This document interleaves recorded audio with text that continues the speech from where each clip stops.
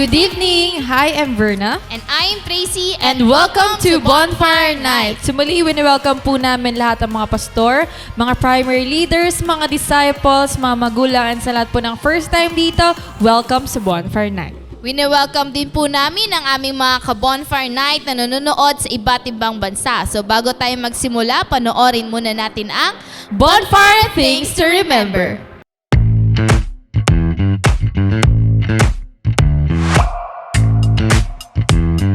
Here are your bonfire things to remember. Bring your notebook, Bible, and ballpen. Open your heart to the message. Hashtag Puspus Yarn. No unnecessary activities while watching.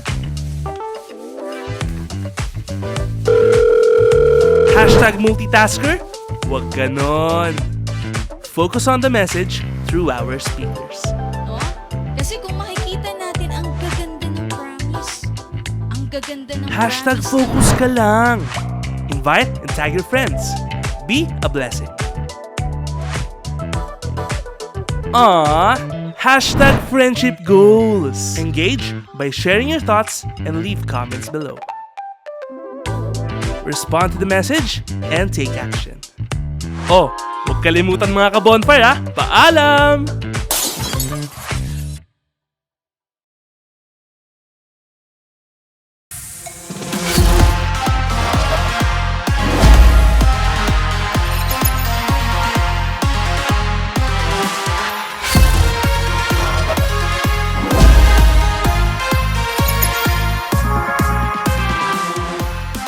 So praise God sa ating Bonfire Things to Remember. So tayo mga ka-bonfire, maging mindful po tayo habang ongoing yung ating gawain. Make sure natin na hindi lang po tayo watching but active din tayo na nag-engage sa ating comment section.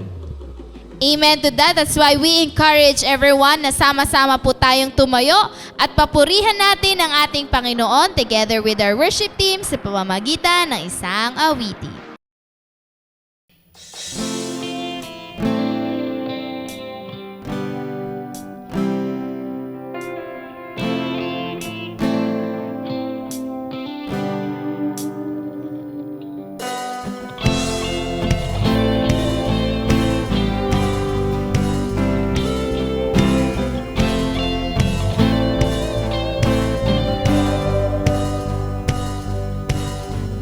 Lord, we desire to see your kingdom come, to see the glory of your Son,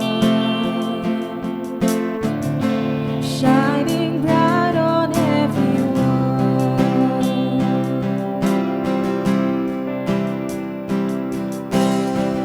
All we desire is your eternal flame, burning brighter than the sun.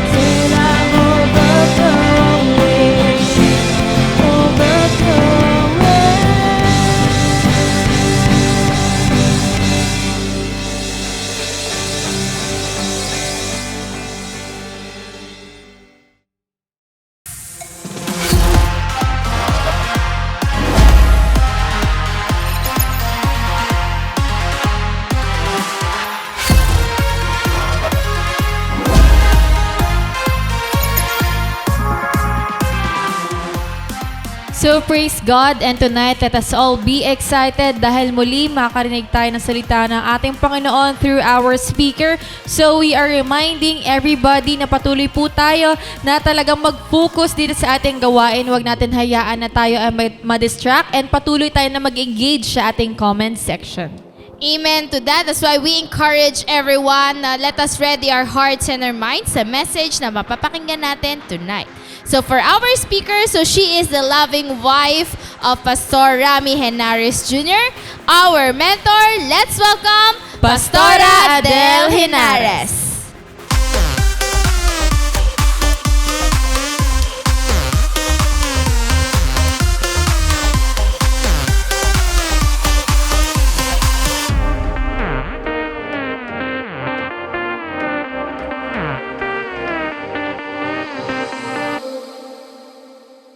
Good evening.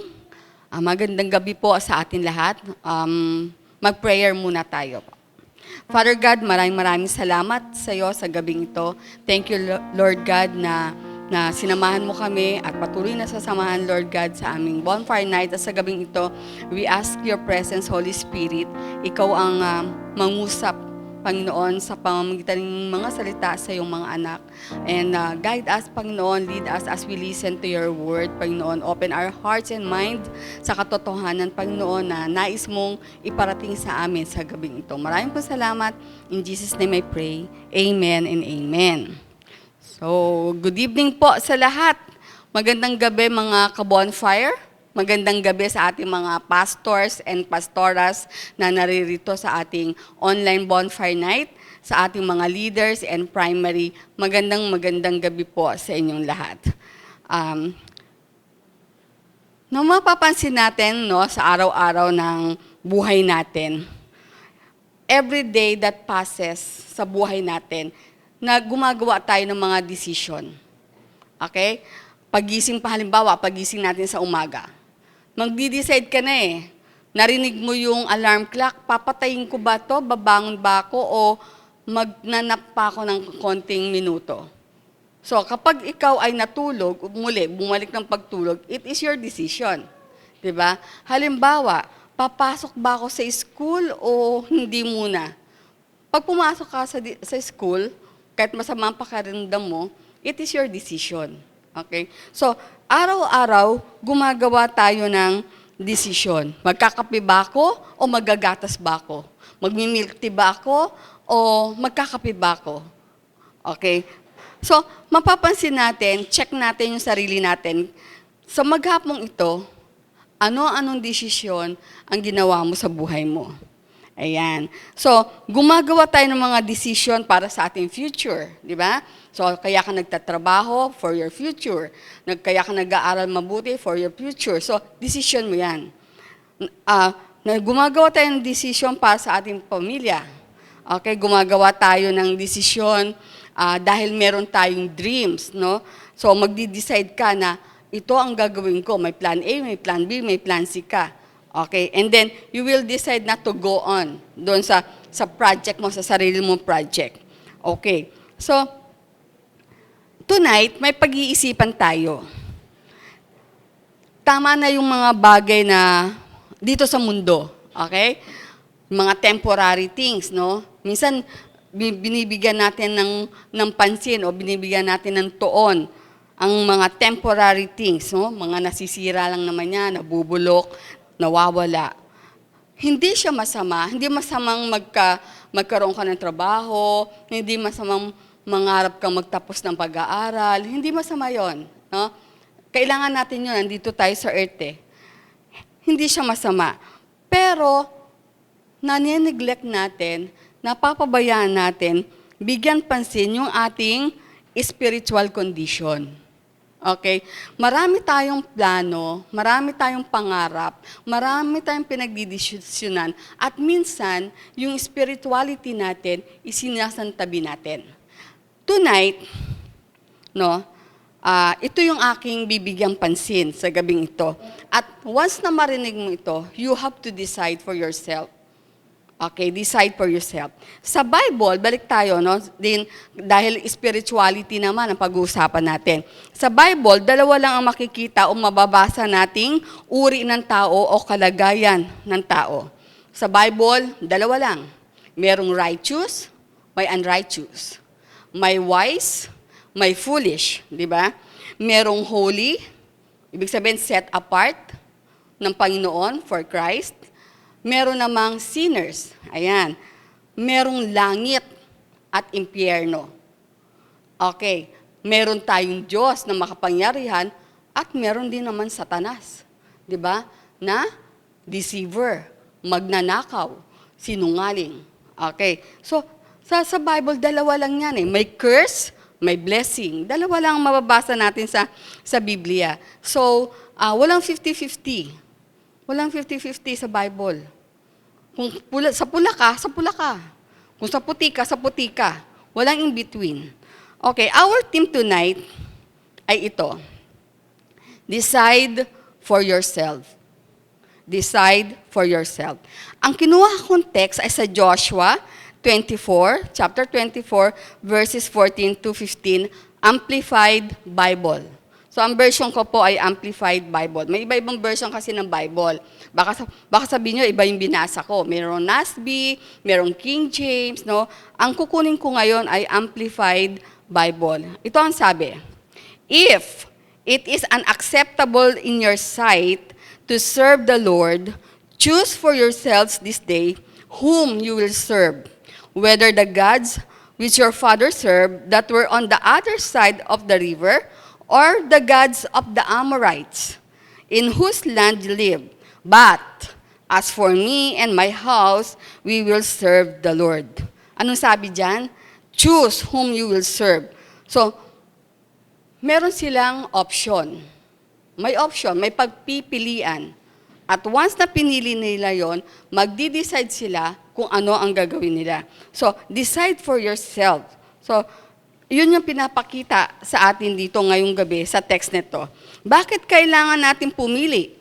Bakit kailangan nating bigyang pansin ang ating spirituality o yung spiritual na buhay natin? Tonight, we are going to make a decision that will affect our personal life, our family, no, our work, and most of all, sa mga taong nasa paligid natin. And sa pagdedesisyon, dalawa rin lang. May tama at may mali. So bakit kailangan natin bigyan pansin yung ating spiritual condition na sinasabi ko nga kanina sa gabing ito? Kasi una, sasamantalahin ko ang paggunita natin sa ginawa ni Jesus Christ 2,000 years ago. Next week, o sa Monday, start na ng Holy Week. It is, Holy Monday, Holy Tuesday, di ba? Ganyan na. Magi-start na ang Holy Week sa mga next Sunday. Or next week na nga, tama. Okay? And praying this time, magising tayo sa katotohanan na may eternal life. Kung may eternal life, merong eternal death. Okay? Kaya nga, dapat binibigyan natin ng pansin o yung kondisyon ng ating spiritual. Kasi ito yung katotohanan. May hell at saka may heaven. May eternal life, may eternal death. Okay?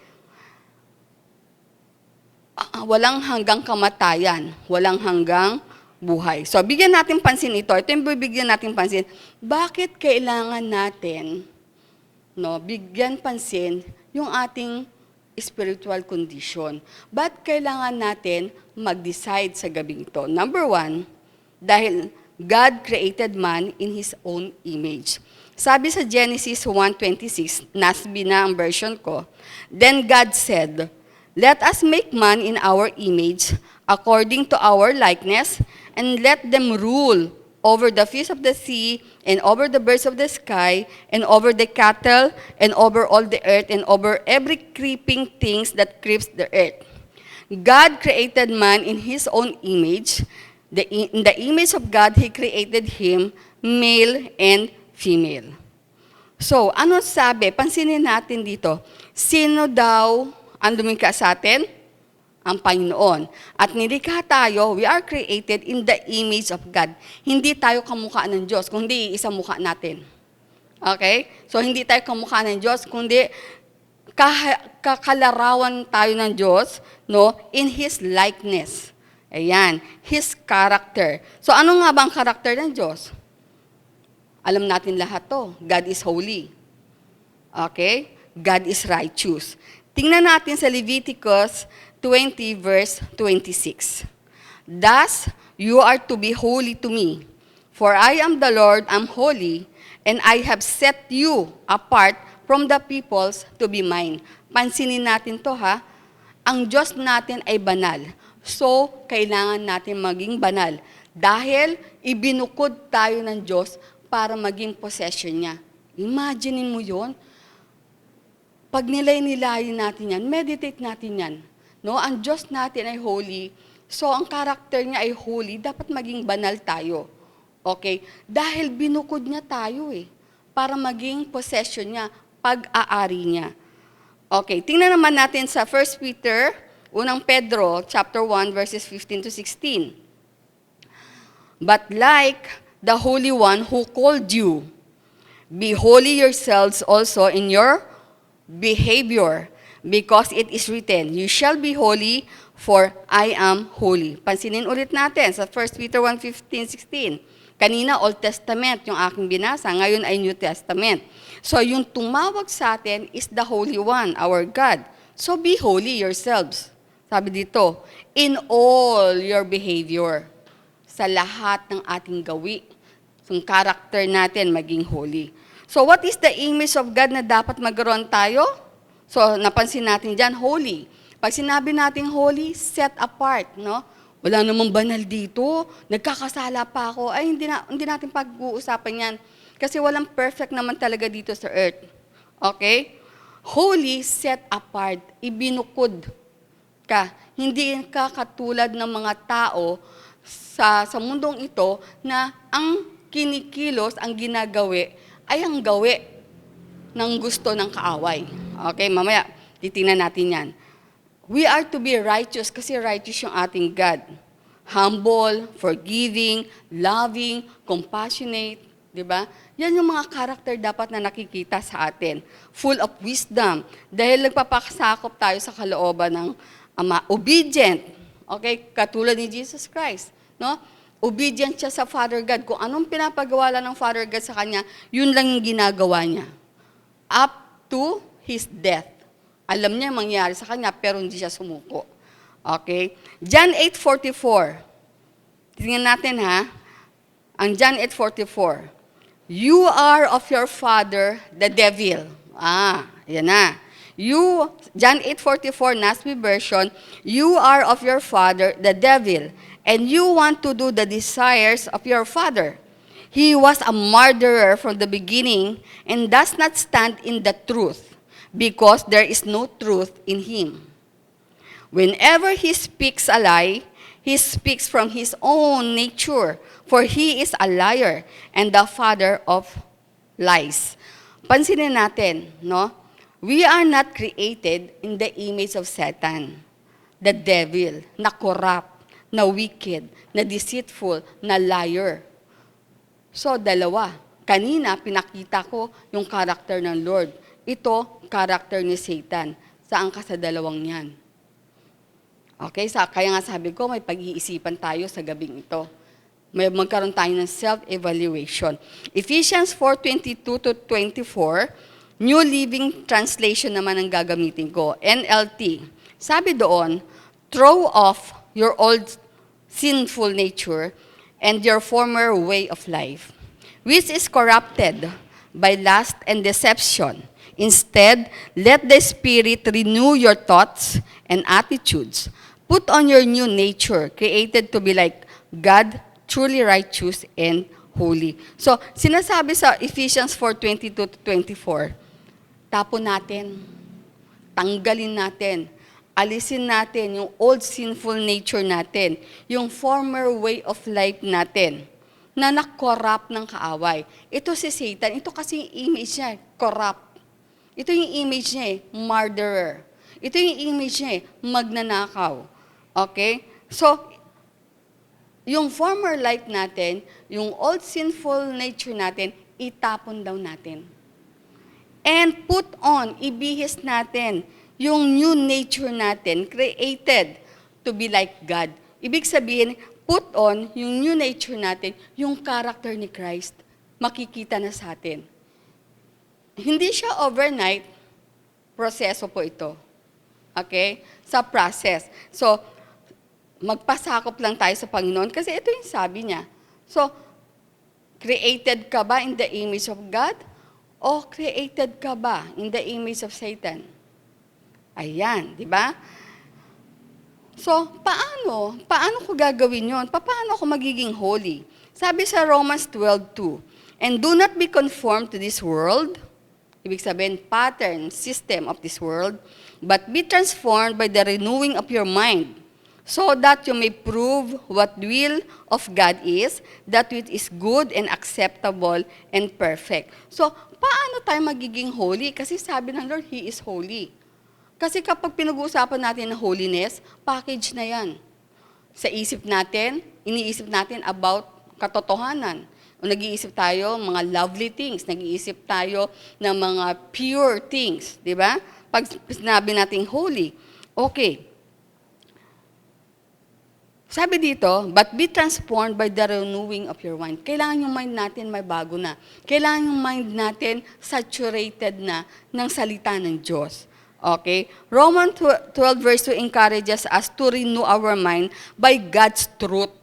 So, i-renew yung mind natin, yung kasinungalingan ni Satan, palitan natin ito ng katotohanan ng Diyos. Okay, Jesus said in John 14 verse 6, I am the way, the truth, and the life. No one comes to the Father except through me. Mismo. Diba? God is the absolute truth. So, sabi doon, para natin i-renew yung mind natin, saturate natin yung kaisipan natin ng katotohanan ng Diyos. What is the truth about you? About us? Yung kanina, number 1 natin, point number 1, ang katotohanan na we are created in the image of God. So, hindi ka nang galing sa evolution, sa unggoy. Kung hindi naubos ang mga unggoy, ba't ang dami pa rin unggoy? No? Ang dami pa rin orangutan. So, anong katotohanan? We are created in the image of God. Hindi tayo galing sa evolution, hindi tayo galing sa dalawang kawayan, kay malakas at maganda. Okay? Hindi tayo nanggagaling doon. And what is the truth about your future? Alam natin to, pero hindi natin minimeditate. Jeremiah 29 verse 11, for I know the plans that I have for you, declares the Lord. Plans for welfare and not for calamity, to give you a future and a hope. Ito yung katotohanan na ang Diyos mismo nagpaplano tayo sa buhay natin, pero ang Diyos pala may plano sa buhay natin. At ang plano niya, hindi para ikaw ay saktan. Hindi ikaw ay para bigyan ng kalungkutan. Hindi ikaw ay para mapahamak. Sabi dito, for your welfare, no, to give you a future and a hope, pag-asa. Okay? So ito yung mga katotohanan at marami pang katotohanan sa Biblia ang mababasa natin. Nga lang, we need to be serious sa ating daily devotion. Kaya nga, di ba, yung mga leaders ninyo, laging sinasabi, read your Bible, meditate your Bible, gawin yung devotion nyo, kasi ang Lord magre-reveal sa atin personally through His Word. Okay?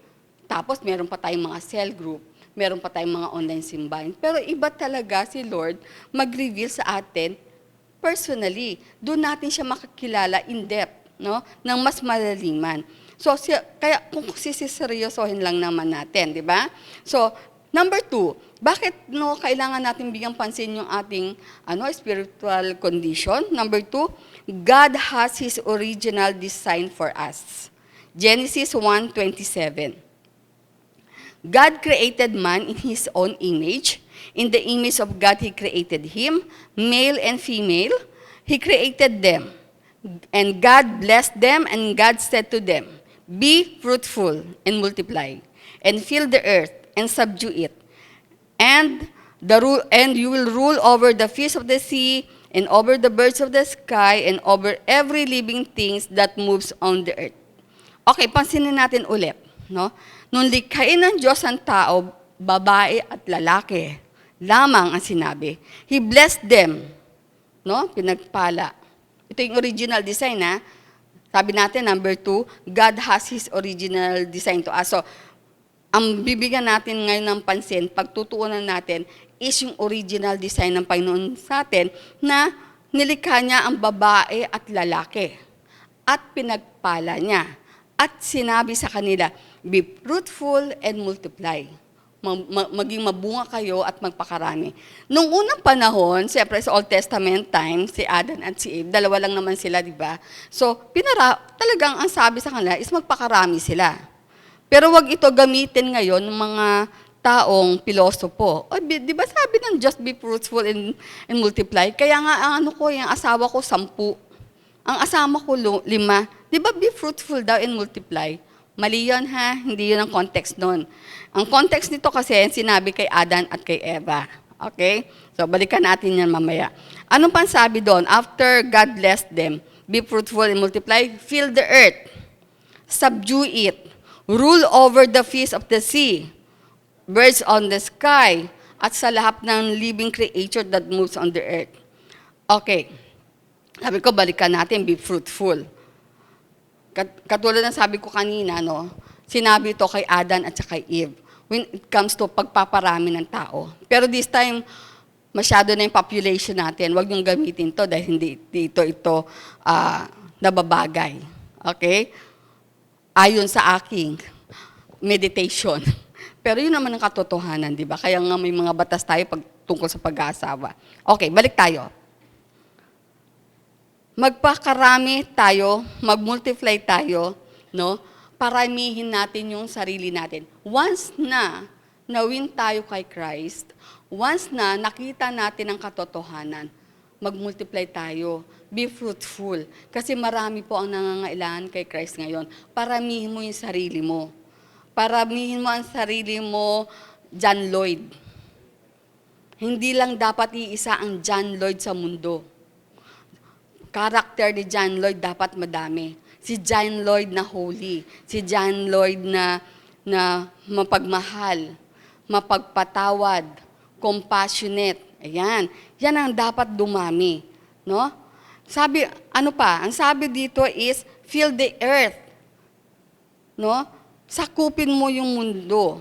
Subdue it. Take control. Okay? I-occupy mo yung mundo and sakupin mo ito. And rule over.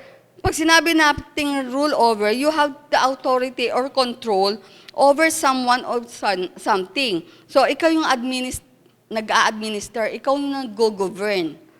Tanong, sino nagro-rule sa'yo ngayon? Ang original design, ikaw ang magro-rule over the sea, over the fish of the sea, over the birds of the sky, at lahat ng living creature. Pero ngayon, sino ang nagro-rule over you? Sino ang nagko-control sa'yo? Work? Ay, kasi may trabaho ako eh. Kasi panggabi ako. Kasi, ang daming kasi sa work. Kaya hindi ako maka-attend ng cell group. Kaya ako hindi maka-attend ng morning prayer. Kaya hindi ako makapag-devotion. Kasi may work. Rule over you. I work. Minsan, school. Ay, kasi maaga po pasok namin. Kasi po ang daming project. May thesis pa kami kung ikaw naman yun sa collegiate na. Di ba? May term paper kami kapag ikaw naman ay mga high school, mga research paper, mga ganyan, di ba?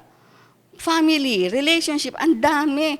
Ang dami nang nagro-rule over us. Pero sa original design, tayo nagro-rule. Tayo nagtitake over. Tayo nagmamanage. Tayo nag-a-administer. Bakit ngayon, ganito yung nangyari? Yan. Minsan pera, no? Naku, kadalasan pera talaga yung nagro-rule. Pagising pa lang ng umaga, tumataginting na si peso. Peso. Sisingilin. Sa halip mag-pray, no? Yun na pera. At kapag pera ang nag-rule sa'yo, nandyan na po ang kaguluhan sa loob ng bahay. Awayin na ni nanay si tatay. Walang ganito, ganito. 1,000 na lang yung hawak ko. Paano na kakansya? May 1,000 ha. Magwawala na. Kasi nagro-rule sa kanya yung salapi. Kasi nagro-rule sa kanya yung mga alalahanin. Kaya ganun yung nangyayari, nagiging chaos. Pero, original design of God, tayong magro-rule doon. Tayong magro-rule sa ating work. Tayong magro-rule over our school. No? Tayong magro-rule over sa opisina, sa negosyo. Tayo magmamanage nun. At kapag tayo ang manager, kapag tayo nagtitake control, kaya mong ayusin yung oras mo at mabibigyan mo ang panahon ng Lord. Bakit? Pansinin natin, meditate natin. Bakit nga ba? Bakit nga ba sa original design, ikaw magro-rule? Kasi nga, para mabigyan natin ng time ang Panginoon. Di ba ang boss, nakapagtrabaho din naman ako before, sa isang school, di ko nababanggitin, sa isang department ng isang school. Papasok doon yung boss. Ang boss ko is a professor Papasok siya, magbabandi clock. Tapos sabi niya, Odelia, ito yung mga klase ko today. Puntahan mo, mag-administer ka ng mga exam. Siya, saan? Siya shopping. Saan? Magdi-date siya ng mga kabarkada niya kasi examination week. Ako, bantay ako.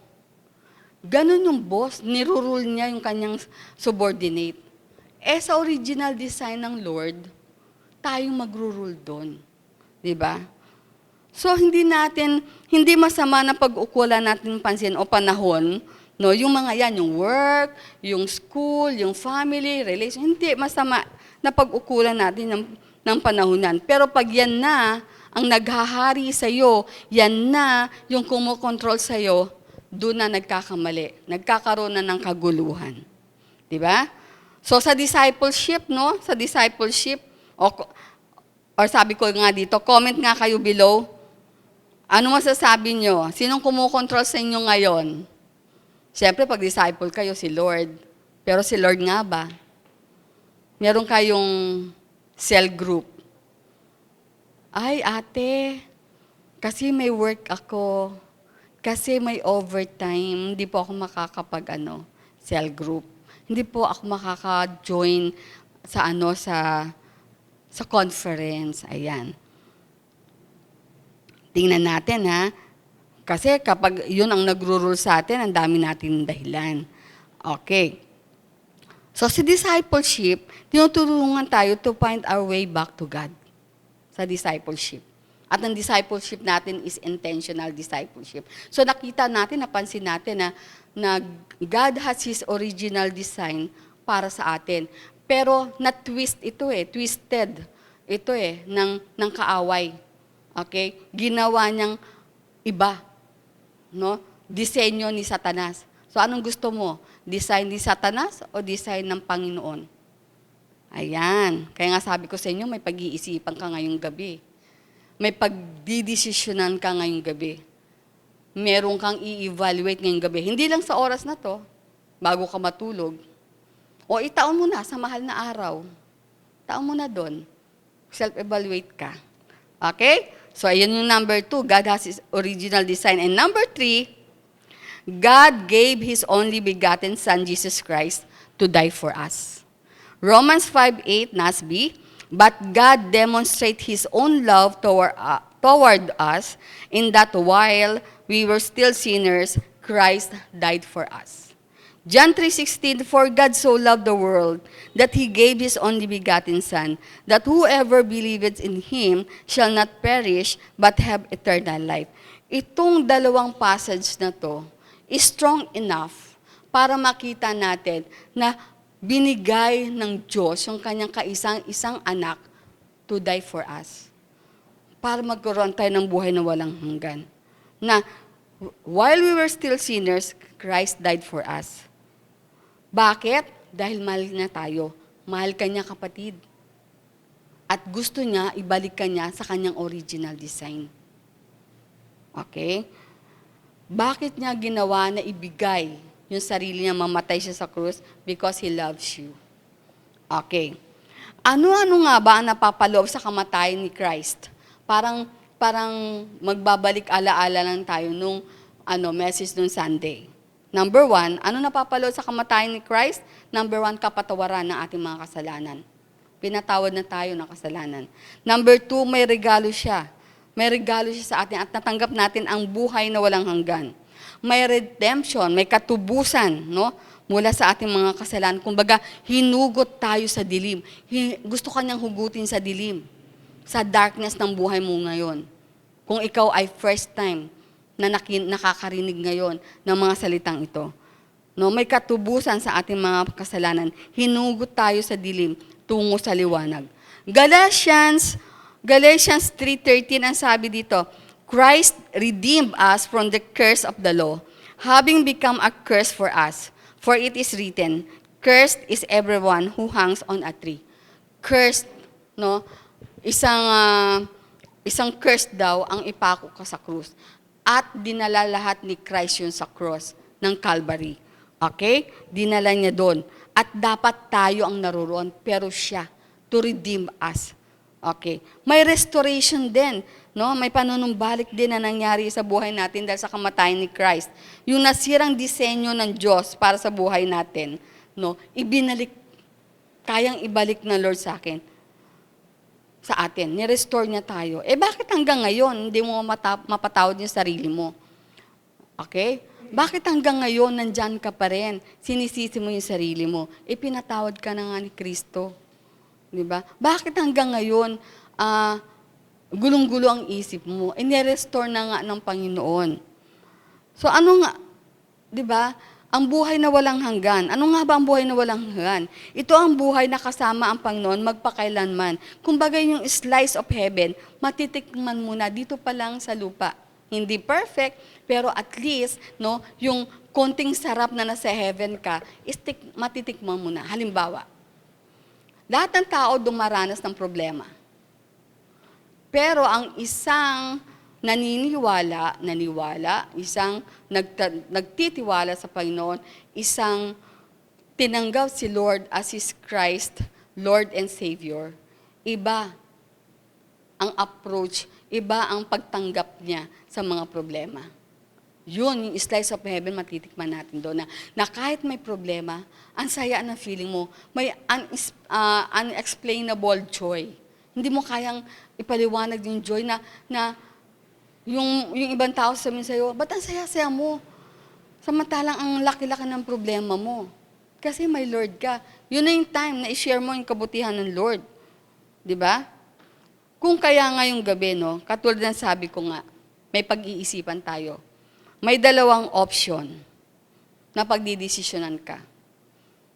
Tatanggipin mo ba na you are created in the image of God o ikaw ay created in the image of Satan? Gusto mo ba yung original design ng Lord o gusto mo yung disenyo ni Satanas? No? O tatanggapin mo ba, paniniwalaan mo ba yung kamatayan ni Christ? Nabibigyan dahil ganun na lang yung pagmamahal niya sa iyo, sa atin. No? Binigay niya ang kanyang kaisa-isang anak. Kung sino man maniniwala sa kanya, magkakaroon ng buhay na walang hanggan. Kung first time mo narinig ito, sasabihin ko sa iyo, God loves you. No? Mahal ka ng Lord. Kung first timer ka ngayon sa Bonfire Simbahan. Gusto ng Lord pagalingin ka sa kung anong merong kang sugat sa puso mo. Dala ng iyong kahapon. Okay? Dahil mahal ka niya. Kung first time ka. Pwede rin na second timer ka o dati ka na pero nandiyan ka pa rin sa nakaraan mo. God loves you. At gusto ka niyang pagalingin. Gusto ka niyang palayain diyan.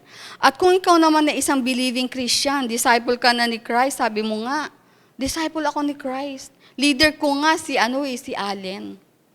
Kasama ko nga sa cell group ko si Daniel si Kuya Roy. Kasama ko 'yun. Oo, sabi mo, no? Pero kamusta ka? Ganyan lang ba ang kaya mong gawin sa Lord? So self-check din sa mga disciples na, sa mga believing Christian na. Yan lang ba yung kaya ng gawin natin sa Panginoon? Nakita natin yung ginawa niya sa atin, no? Daming dahilan minsan. Sabi mo believer ka, sabi mo disciple ka, pero ang daming dahilan. Pagdating, niyaya ka sa simbahan, niyaya ka sa cell group, niyaya ka sa mga conferences para lumago ka spiritually. Ang daming mong dahilan, ang daming excuses. Di ba? Sabi ng Panginoon, sabi niyang ganito, God, sabi dito, love the Lord your God, sabi ng Bible, love the Lord your God with all your heart, with all your mind, and with all your soul. Wala kang ibang mamahalin o gagawing Diyos sa buhay mo, kundi siya lamang. Okay? Bakit naman, pagpatungkol sa Panginoon, ang hirap-hirap mong kumbinsihin? Ang hirap-hirap mong paniwalaan, i-disciple ka na nga, sabi mo. Ba't ang hirap-hirap mong yayain sa mga gawain? Disciple ka nga, sabi mo. Diba? Nakilala mo, tinanggap mo na siya as Lord and Savior. Kasi Ate Del, yung leader ko, daig pang Diyos. Yung Lord natin, maunawain . Naunawaan niya ako. Aba, pag binasa mo ang Biblia, mineditate mo ito, inalam mo ang katotohanan, hindi grabe ang yung leader. Sakto lang. Nasa Old Testament tayo ngayon sa ating devotion, grabe. Pag nagkasala ang isang tao, patay agad. Pag hindi ka sumamba ng araw ng Sabat, patay ka kagad. Stone to death ka. Pag isang angkan mo nagkamali, buong angkan mo mamamatay. Kainin ka ng lupa. Grabe pa ba si leader? Ginawa ba ni leader sa yon? Patayin ka ng angkan mo dahil hindi ka dumalo ng simbahay? Hindi. Di ba? Kung tayo, sinasabi natin tayo susunod sa Lord, sumunod na tayo 100%. Huwag ka nang maraming dahilan pa. Huwag ka nang maglilingkod sa Kanya na half-half, 50-50. Balikan natin yung cross, yung ginawa ng Lord sa atin. No? Yung mga sugat na tinamu niya para sa atin. Tama ba na magpetiks-petiks tayo sa ating paglilingkod sa Lord? Tandaan natin, ang original design, ikaw magro-rule over your work, your family, your school. Diba? Bakit ngayon, yun ang nagro-rule sa iyo at yun ang ginagawa mong dahilan kung bakit hindi ka makasama-sama sa gospel community. Ano nga bang gospel community? Ito yung mga cell groups natin, ito yung morning prayer natin, ito yung online simbahay natin. Diba? Ito yung mga mentoring kung saan natutulungan tayong lumago. At meron tayong personal devotion sa Lord and prayer din. Bakit ang hirap mong kumbinsihin at paniwalaan at sasabihin nating daig pa si Lord, daig pa ni leader si Lord. No? So, tandaan natin bakit ko binubuksan ito ngayon. Katulad ng sabi ko kanina, sasamantalahin ko ang mahal na araw. Kapag mahal na araw, lahat ng tao, nagninilay-nilay. Kahit nga yung mga hold-upper, mga gumagawa ng karumal-dumal, nagngingilin sila. Yung dati kong relihiyon, no, may kilala ako kasi worker din ako sa dati kong religion. Okay, worker din ako. So, marami kaming kasama doon. Yung mga lalaki, nagpapasan talaga ng krus yun. Lalakad sila. At mag-i-station of the cross kami, dala-dala nila yung cross. Okay?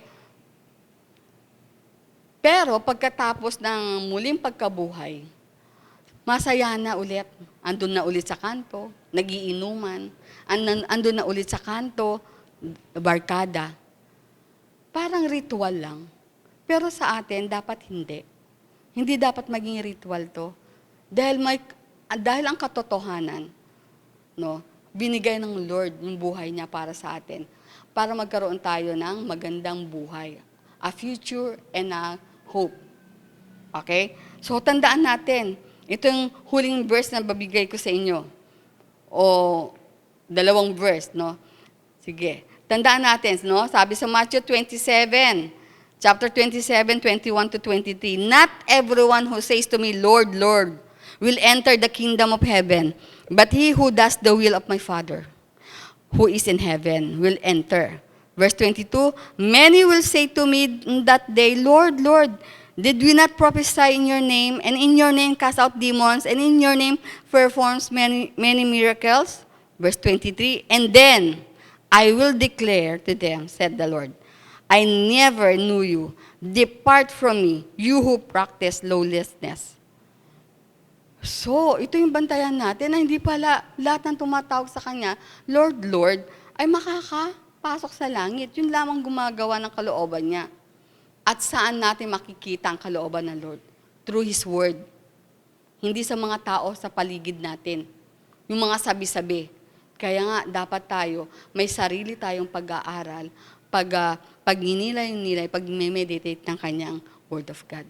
Dahil dun lamang natin makikita kung ano nga ba ang perfect will ng Lord para sa atin. Okay. In conclusion, nakita natin, no, na bakit natin bigyan ng pansin yung spirituality natin. We are created in the image of God. God has His original design for us. And God gave His only begotten Son, Jesus Christ, to die for us. Okay. So in conclusion, it is important to make the right decision when our spirituality is concerned. We must not allow our minds and hearts to act as if we are blind and deaf, as if we do not know God. Huwag nating idahilan yun na nagbibingi-bingihan tayo tungkol sa Panginoon. Nagbibingi-bingihan tayo, nagbubulag-bulagan tayo tungkol sa kalooban ng Panginoon sa atin. Dahil sabi sa Romans chapter 1:18, kung itutuloy natin, assignment nyo yan, basahin nyo yan, ipinahayag na ang kapangyarihan ng Diyos mula sa Kanyang creation, kaya wala nang maidadahilan ng tao. Huwag kang magbibingi-bingihan at bulag-bulagan kasi hindi mo alam ang Diyos. Kasi hayag na sa Kanya palang creation na may Diyos. So huwag natin idahilan yun. Alam mo na may Diyos. Okay, continuation ng aking conclusion, no? Now that we are remembering, inaalaala natin ngayon what God had done to us, or for us. Decide for yourselves whom you will worship. Ngayon, ibibigay ko sa inyo ngayon, yung pagdidesisyon. Okay, nakita natin yung mga points natin. Nakita at ngayon inaalaala natin yung ginawa ni Christ sa atin. Okay, decide for yourselves whom you will worship, whom you will follow, whom you will obey and serve. The decision that you will make tonight will affect your personal life, your family, your relationship, your ministry, and people around you. The moment you choose the right one, you will absolutely never go wrong. Hindi ka magkakamali kapag pinili mo ang tama. At ano yung tama?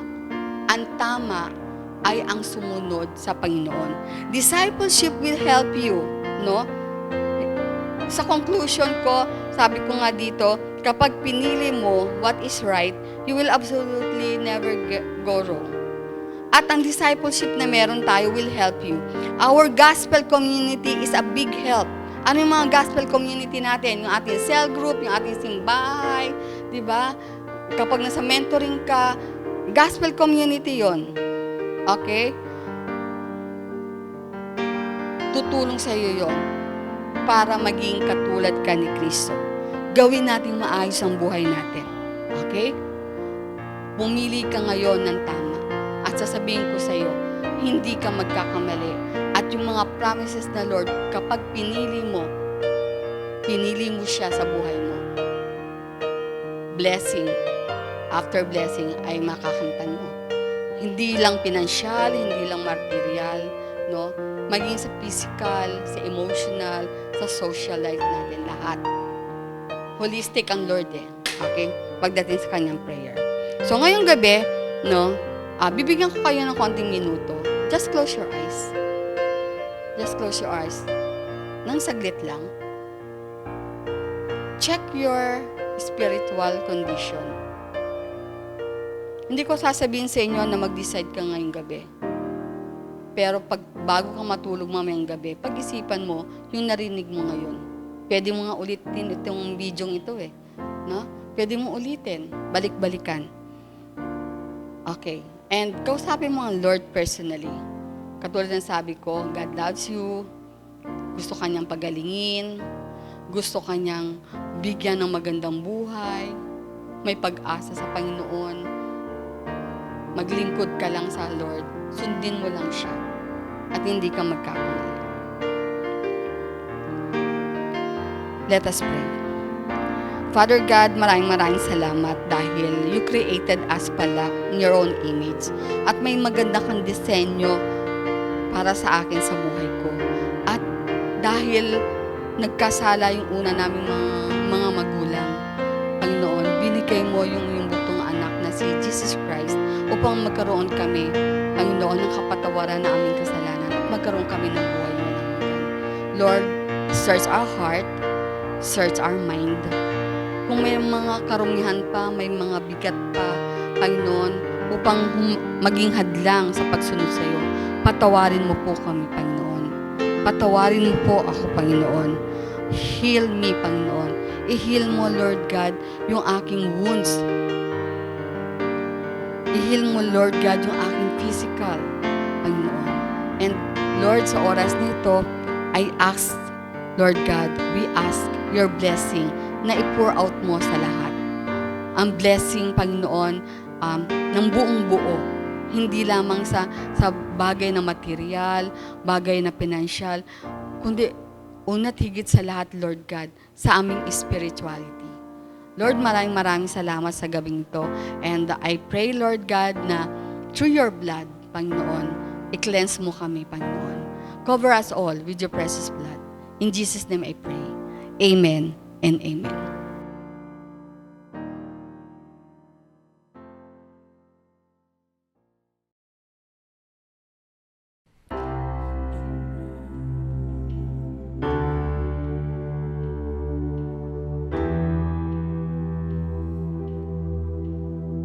We worship you tonight, Lord.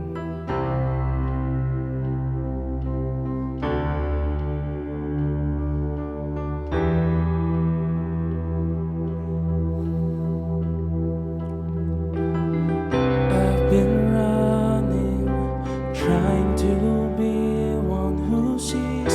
I've been working salvation out of my knees.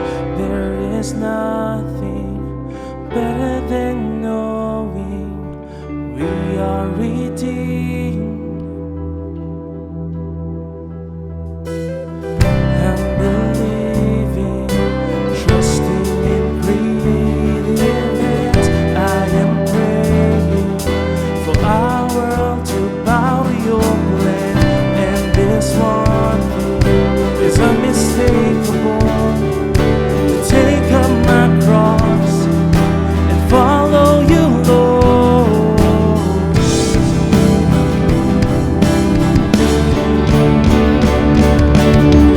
When you stand, the tall trees and mountains bow. When you speak, the pieces of oceans is still. And I see the sinners seek devotion, the lost become chosen, and I fall on my knees.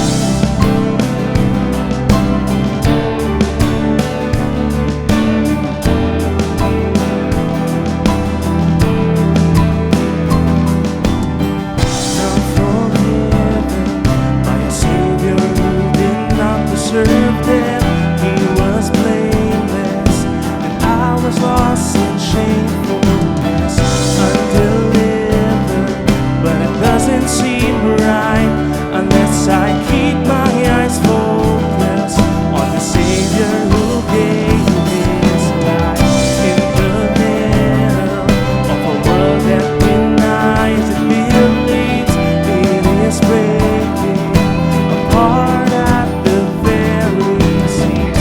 There is one thing to be alive for, and it's to take up my cross and follow you, Lord. When you stand, the tall trees and mountains bow. When you speak, the pieces of oceans is still. And I see the sinners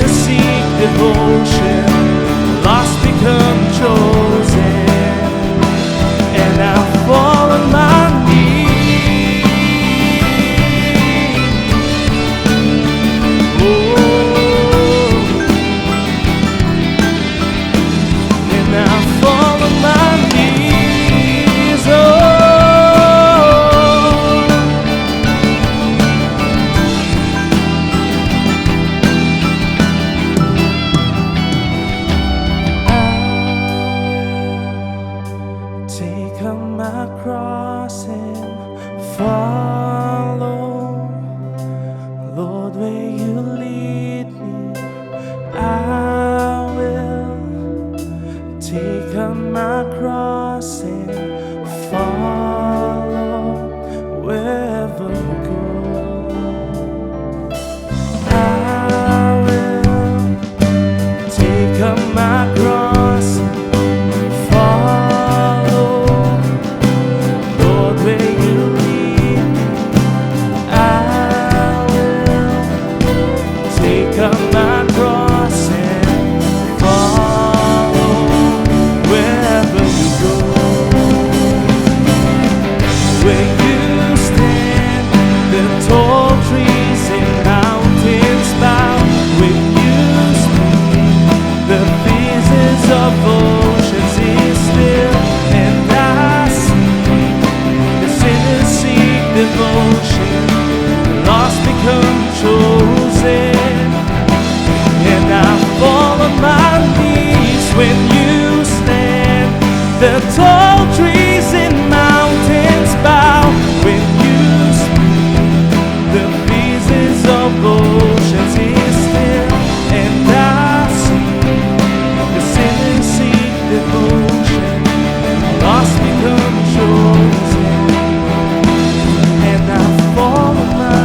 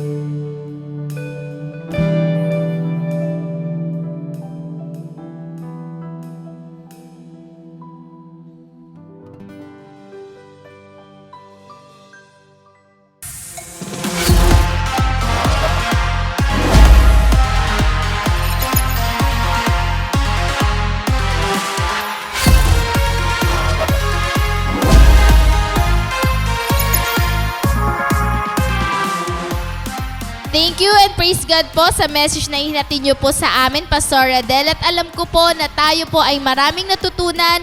Kaya we encourage everyone na patuloy niyo pong i-post ang inyong mga learnings and takeaway lines sa inyong mga social media sites using these hashtags.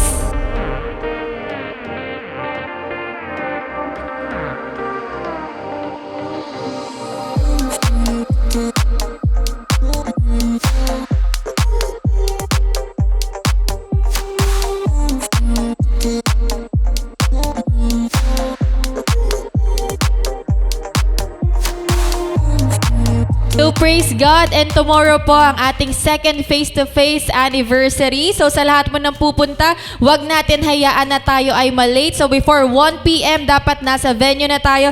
Prepare natin yung ating mga puso, mga isip, 'di ba? And tayo mismo, 'di ba? Maging excited tayo for tomorrow. So continually, we encourage everybody na patuloy niyo pong suportahan ang ating CGS Philippines Facebook page, ang ating CGS Philippines Bonfire Facebook page, yung ating YouTube channel, yung ating TikTok and Instagram. Itong mga social media accounts natin, let us make sure na tayong mga disciples, maximize natin to all for God's glory.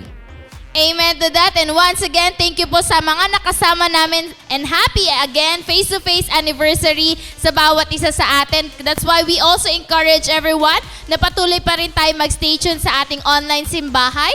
Sunday, 6 a.m. So sama-sama po tayong makinig at mag-worship. And then also we encourage everyone na patuloy nyo pa rin i-rally ang ating invitation sa ating mga friends, family, and colleagues para sila rin po ay ma-bless sa message na ihahatid sa atin ng ating mga pastor. So, thank you and God bless.